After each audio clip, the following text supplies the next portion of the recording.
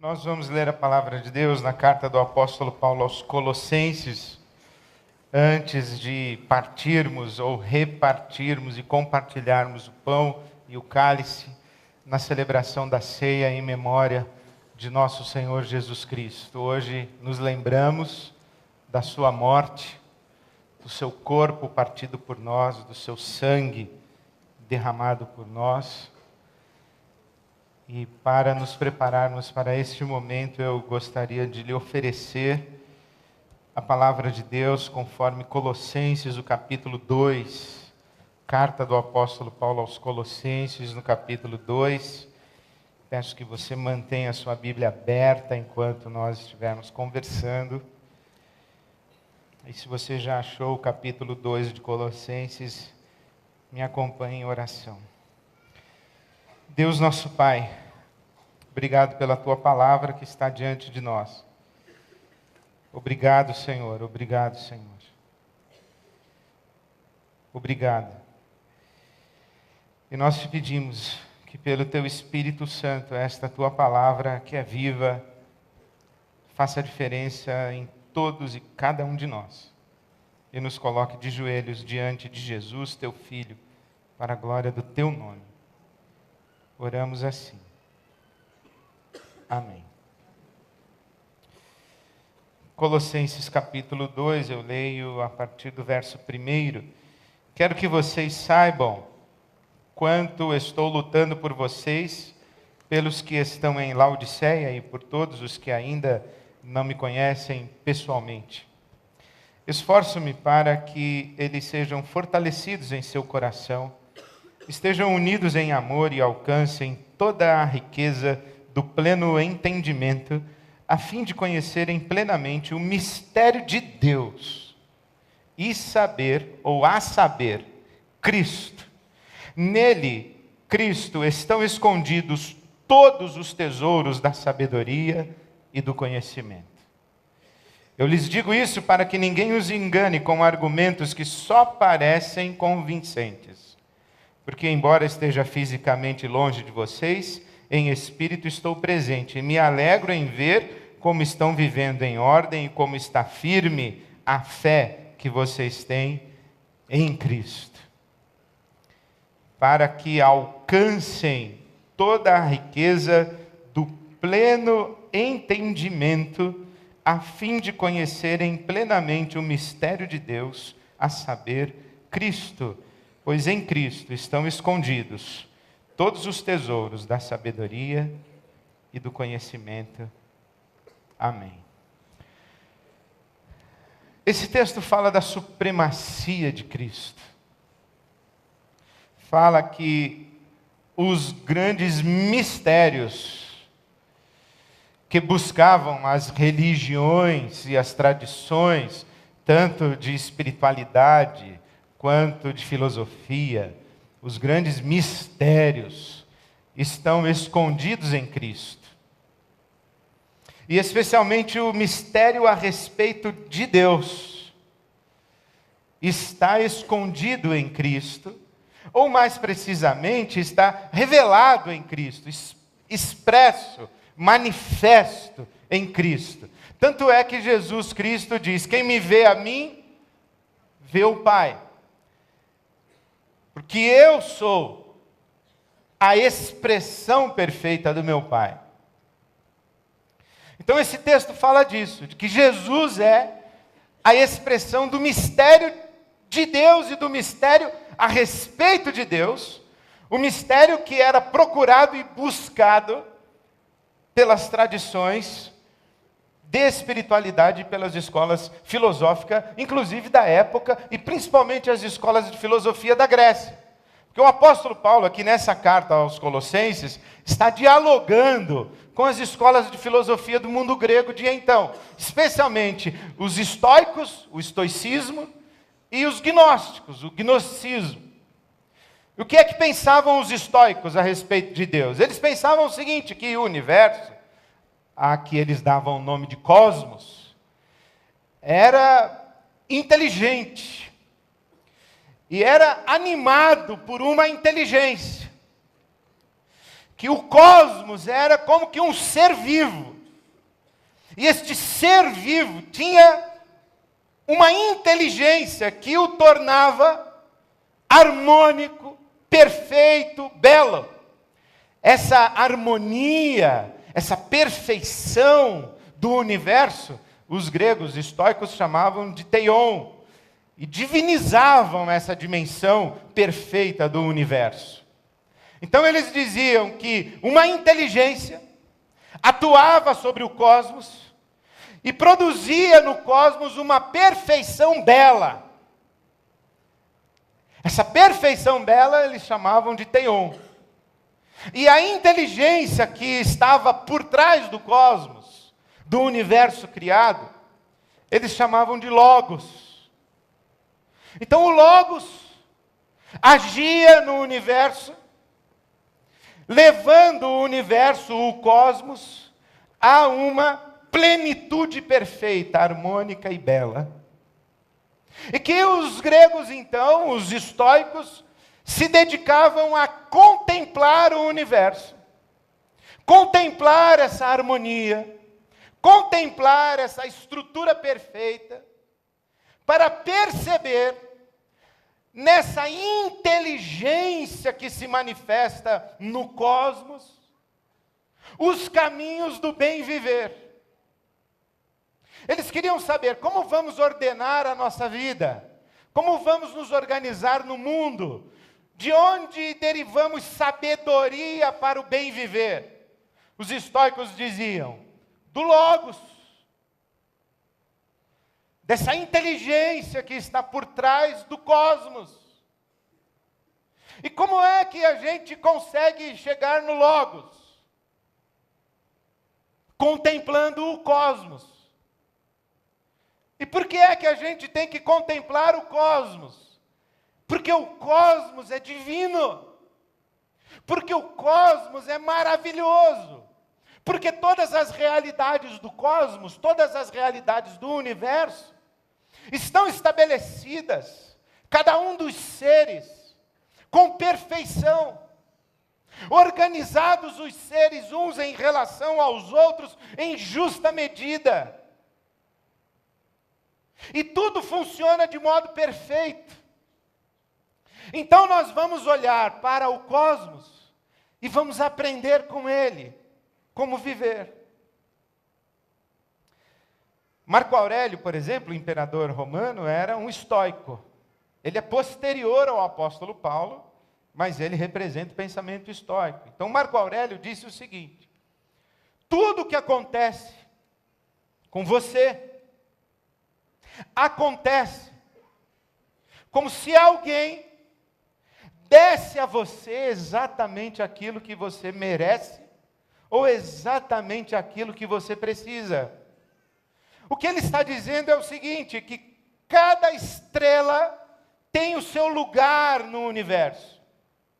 E assim como cada estrela tem o seu lugar no universo, cada ser vivo tem o seu lugar no universo. Cada estrela tem um caminho no céu. E assim como cada estrela tem um caminho no céu, cada ser vivo tem também a sua trajetória na saga da história. Porque existe uma inteligência agindo por trás de todos os fenômenos, de todos os acontecimentos, de todos os fatos, agindo de tal maneira a preservar a beleza harmônica do todo. De tal maneira que aquilo que acontece com esta árvore, com este rio, com esta formiga, ou com este ser humano, acontece porque tem que acontecer. E por que é que tem que acontecer? Para que o todo continue harmônico, equilibrado, ajustado, em perfeita ordem. Para onde isso leva?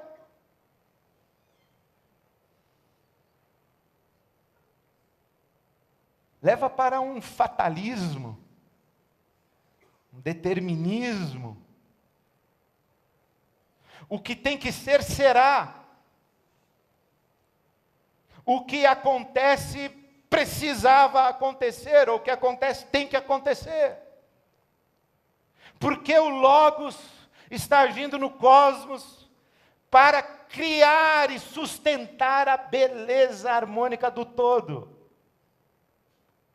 Você já ouviu aquela comparação de que Deus é um extraordinário tapeceiro e que Ele vai tecendo os fios de tal maneira a construir uma imagem belíssima, e que para construir essa imagem belíssima, na frente da tapeçaria, na parte de trás, Deus precisa cortar fios, dar nós,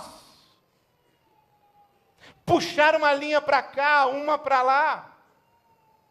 E quando você pega o avesso da tapeçaria, o avesso da tapeçaria é feio, é caótico, é grotesco, é desordenado.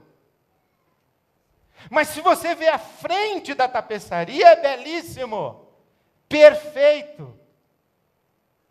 E nessa ideia de que Deus é um grande tapeceiro, nós vamos construindo a nossa imagem a respeito de Deus e saímos com a belíssima frase: Deus escreve certo por linhas tortas. Vamos traduzir o que é uma linha torta? Eu estou com câncer, você não está. Eu sou a linha torta.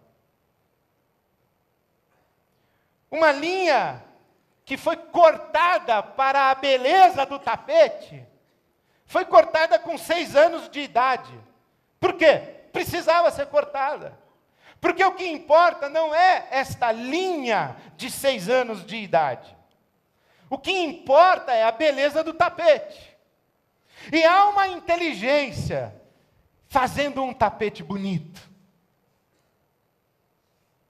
Portanto, quando alguém chega para você e diz assim: olha, essa coisa ruim que aconteceu com você, descanse, foi da vontade de Deus.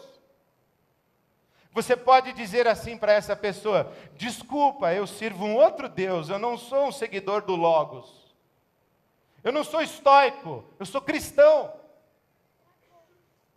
Eu não creio nesse Deus que é uma inteligência cósmica, mexendo em todos os detalhes, conduzindo cada peça, colocando cada coisa no seu lugar. Acho que você está confundindo as coisas. Você não leu a Bíblia Sagrada direito.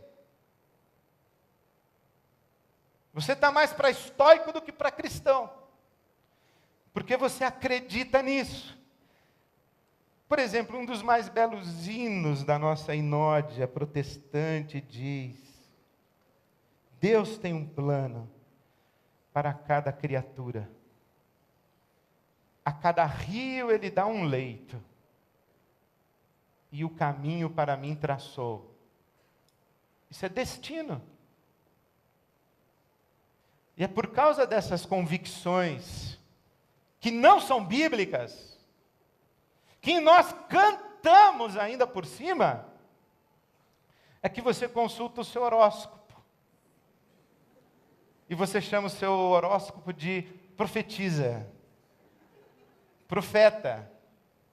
Você vai lá ouvir o oráculo. Aí o oráculo, ele é tomado pelo Espírito Santo, incorpora o Espírito Santo, e lê o seu destino. Aponta o seu futuro. De onde vem essa ideia? Vem da Bíblia Sagrada? Não vem. Vem da filosofia grega. O que diziam os gnósticos? Os gnósticos acreditavam mais ou menos a mesma coisa que os estoicos. Só que os gnósticos, eles diziam assim: é verdade, tem o Logos tem mistérios, e nós precisamos acessar os mistérios do Logos. Eles chamavam isso de gnose, de conhecimento, acesso ao mistério. Mas eles diziam o seguinte: é que o universo, ele não é confiável para a gente olhar para ele para entender o Logos. Pelo contrário, o universo, ele é uma distração. O universo é ruim. O universo é mau. O mundo da matéria que a gente pega é mau. O mundo da matéria é um mundo da imperfeição. É um mundo da mutabilidade. As coisas mudam. Elas envelhecem. Elas passam. Elas apodrecem. E para os gregos, eles diziam, o que é perfeito não muda. Por definição grega. Porque se é perfeito e muda, deixa de ser perfeito, porque piorou. Agora, se é perfeito e muda para melhor, é porque não era perfeito, aí teve que melhorar. Então, se é perfeito, não muda, porque se mudar, piora. E se precisar mudar, é porque não era perfeito. Então, o que é perfeito não muda.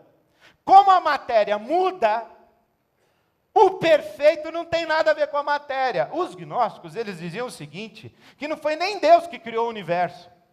Foram seres angelicais de ordem inferior. Eles chamavam de aeons, e eles diziam que tinha um tal de um demiurgo, que era o chefe dos aeons, desses poderes menores, e esse demiurgo foi quem criou esse universo material. E o mundo espiritual, o mundo do Logos, não tem nada a ver com o universo material. Não se mistura matéria e espírito. E nós temos que contemplar o Logos, mas não através do universo material. Aí vem o apóstolo Paulo, e ele diz assim, ei pessoal, vocês aí estoicos, ei pessoal, vocês aí gnósticos, vocês acertaram numa coisa. Por trás de tudo que existe, há sim um ser que precisa ser honrado, adorado. Vocês têm razão nisso. Somente que vocês erraram na descrição do ser. Porque este ser que vocês estão buscando, esta inteligência superior, esta coisa superior, que vocês estão chamando aí de Logos, vocês estão errados a respeito dele. Porque este ser, o nome dele é Jesus Cristo. Então, se você tem a sua Bíblia aberta, veja aí o capítulo 1 de Colossenses, o verso 15. Ele, Jesus Cristo, é a imagem do Deus invisível. Ele, Jesus Cristo, é o primogênito de toda a criação. Pois nele, Jesus Cristo, foram criadas todas as coisas, nos céus e na terra, as visíveis e as invisíveis, sejam tronos, soberanias, poderes, autoridades, todas as coisas foram criadas por ele, Jesus Cristo, e para ele, Jesus Cristo. Ele, Jesus Cristo, Colossenses 1,17, é antes de todas as coisas. E nele, Jesus Cristo, tudo subsiste. Ele, Jesus Cristo, é a cabeça do corpo que é a igreja.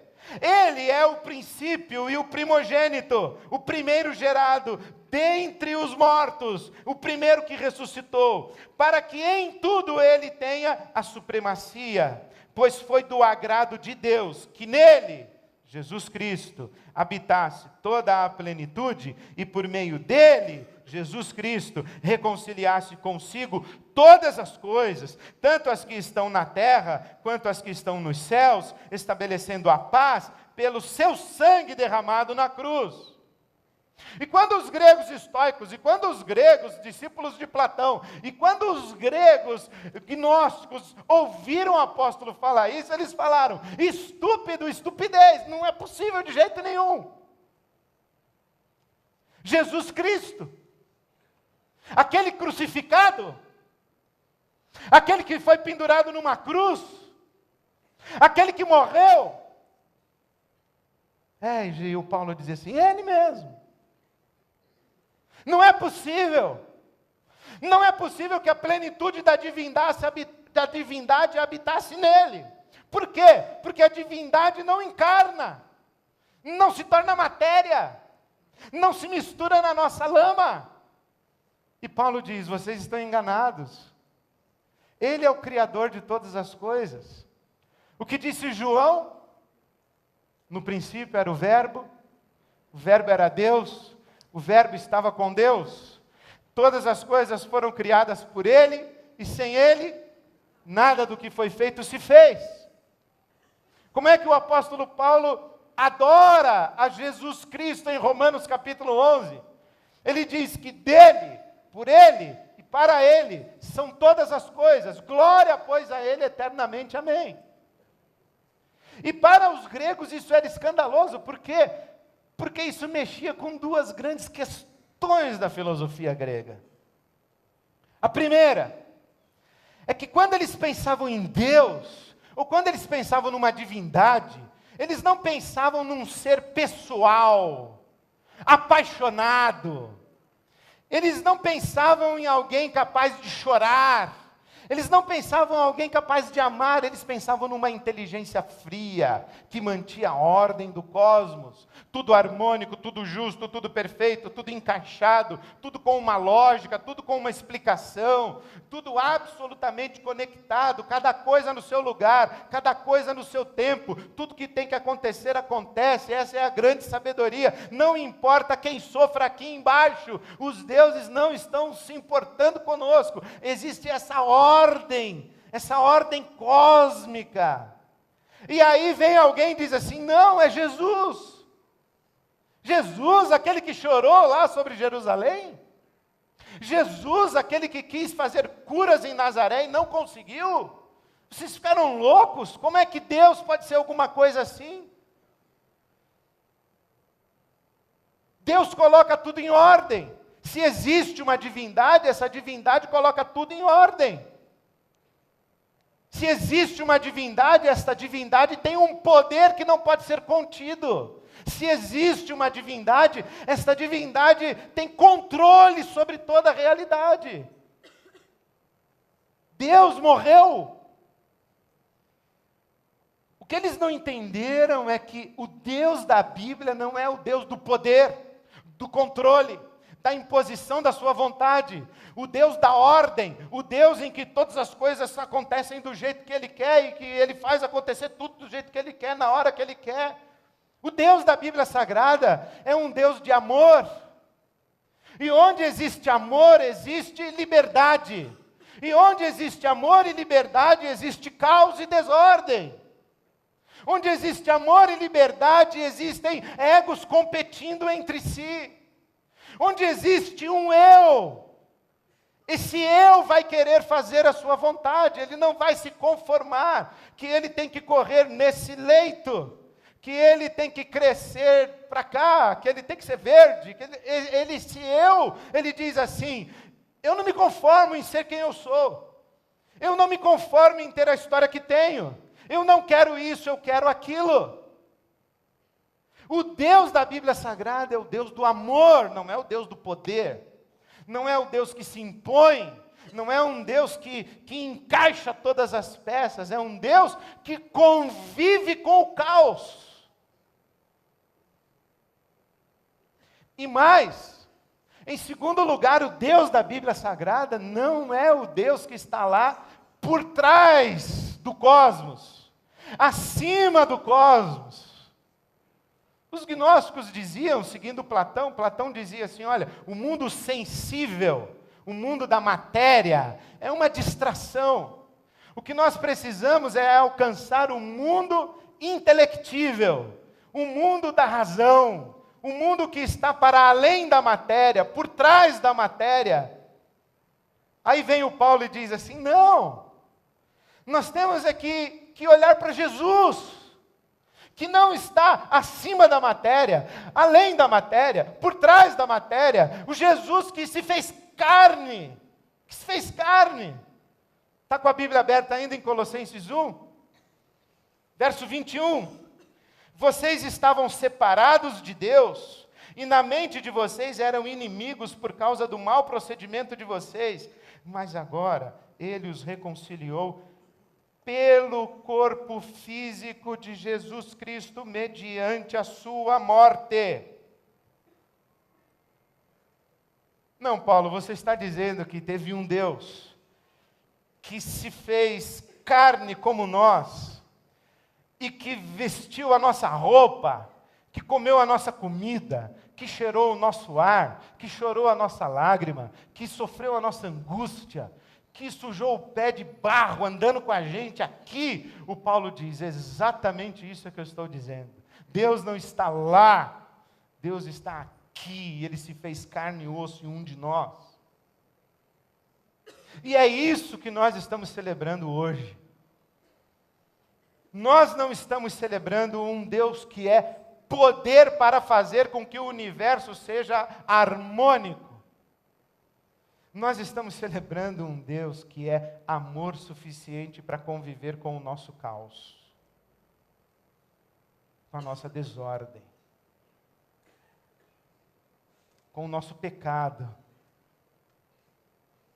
com a nossa capacidade de destruir tudo que Ele faz, com a nossa capacidade de bagunçar a beleza que Ele cria, com a nossa capacidade de ferir, de machucar, de rejeitar, com a nossa capacidade de abandonar, de trair, com a nossa capacidade de abusar, com a nossa capacidade de fazer aquilo que é grotesco.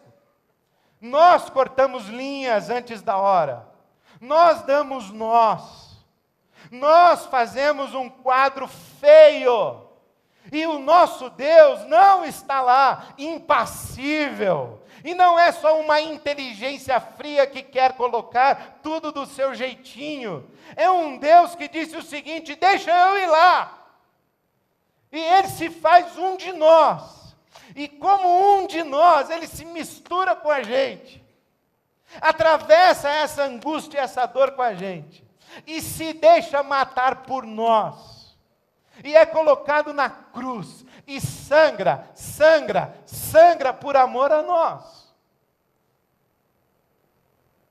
Está aqui. O que isso quer dizer para nós? Quer dizer para nós que nós temos um sumo sacerdote, como disse o autor da carta aos Hebreus, que pode se compadecer de nós. E por que é que ele pode se compadecer de nós? É porque ele padeceu como um de nós. Porque ele padeceu, ele sabe o que é padecer. E porque sabe o que é padecer, ele pode se compadecer. E o que é Jesus para nós? E por que nós celebramos o corpo partido e o sangue derramado? É porque Ele está vivo. Ele ressuscitou ao terceiro dia. Ele venceu a morte. Ele foi o primeiro a ressurgir. E hoje Ele diz assim, quando você começar a pensar que Deus está contra você, de que Deus está causando coisas ruins na sua vida, que Deus tem propósitos de beleza que sacrificam você, olhe para a cruz. Você está confundindo meu Pai com o Deus dos gregos. Olhe para a cruz. Eu passei por essa estrada que você está passando. Eu passei por esse vale de sombra da morte que você está passando. Mas eu cheguei do outro lado, eu venci. Então me dá aqui a sua mão. Eu vou atravessar esse vale com você. Tenha bom ânimo, eu venci. Eu não sou impassível. Eu não sou distante. Eu não sou alheio. Eu não sou frio. Que extraordinário. Nenhum Deus senão o Deus que se revelou em Jesus Cristo, chora por amor. Deuses não choram, mas o nosso Deus chora, e chora conosco, porque Ele não é uma força, uma inteligência, Ele é um de nós. Ele andou aqui, e Ele diz para você hoje: me dá aqui a sua mão, me deixa levar você por meio desse vale de sombra da morte, eu vou levar você até o outro lado, eu sei o caminho. Senhor, mas eu não estou enxergando nada, me dá a sua mão, eu enxergo, eu sou a luz, aquele que anda comigo não anda em trevas, eu sou a luz. Senhor, mas eu tenho falta, me dá a sua mão, eu sou o pão da vida, me dá a sua mão. Senhor, eu não sei que decisão tomar, e eu estou contemplando o cosmos, eu ainda não sei o que eu faço. E Ele diz: me dá a sua mão, eu guio você pelas veredas da justiça. Senhor, eu estou exausto, eu não aguento mais. Ele diz: me dá aqui a sua mão, eu vou segurar você, e eu vou guiar você às águas tranquilas. Eu vou refrigerar, refrescar, restaurar, restabelecer a sua alma. Me dá aqui a sua mão. Já que eu falei de uma canção não muito boa, vamos falar de outra? Eu sei o sentido do Natal, porque em Jesus eu descobri que Deus não vive longe lá no céu, sem se importar comigo, mas agora ao meu lado está, cada dia sinto o seu cuidar, ajudando-me a caminhar, porque tudo Ele é para mim. É Jesus. Só Jesus. Só Jesus. Ei, gregos contemporâneos, não confundam o Deus e Pai de nosso Senhor Jesus Cristo com a ideia grega de Deus.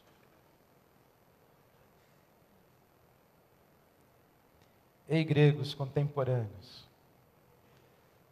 vocês que estão procurando a perfeição, a beleza, a ordem, a harmonia, olhem para Jesus, porque nele estão escondidos todos os tesouros da sabedoria e do conhecimento de Deus. É Jesus. E ao olhar para Jesus, olhe para a cruz. Porque esse quadro que é dantesco, horroroso, é nesse quadro que está a maior beleza de Deus. Porque Deus, esse Deus aqui da Bíblia Sagrada, que se mostrou em Jesus de Nazaré, Ele não é o Deus da ordem, da sala limpinha, do ambiente ascético. Não é não. Isso aí é o logos grego.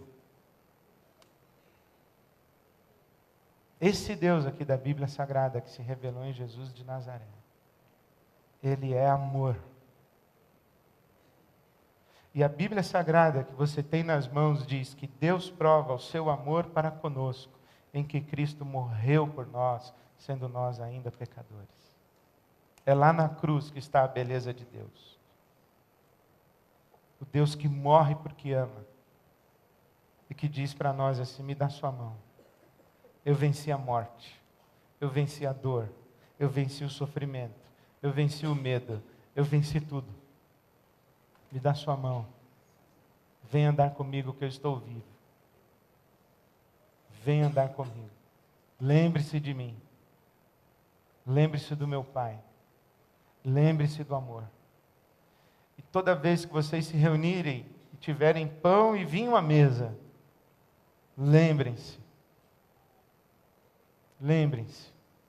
que Deus não se revelou na beleza do cosmos. Deus se revelou na cruz de Jesus de Nazaré. Toda vez que vocês tiverem pão e vinho à mesa, celebrem, repartam em memória de mim. Sabe o que me faz lembrar Dostoiévski dizendo: se um dia alguém me dissesse que Cristo não é a verdade, eu diria: vai-te verdade, porque tudo que eu quero é Cristo. Cristo. Somente Cristo. Em nome dele nós vivemos, por causa dele nós existimos, é ele quem sustenta a nossa existência. Para ele, nós vivemos, para Cristo, somente para Cristo. Nós vamos celebrar hoje à noite o corpo partido e o sangue derramado de nosso Senhor Jesus Cristo. A ele, Jesus Cristo, seja todo louvor, toda honra e toda adoração. Amém.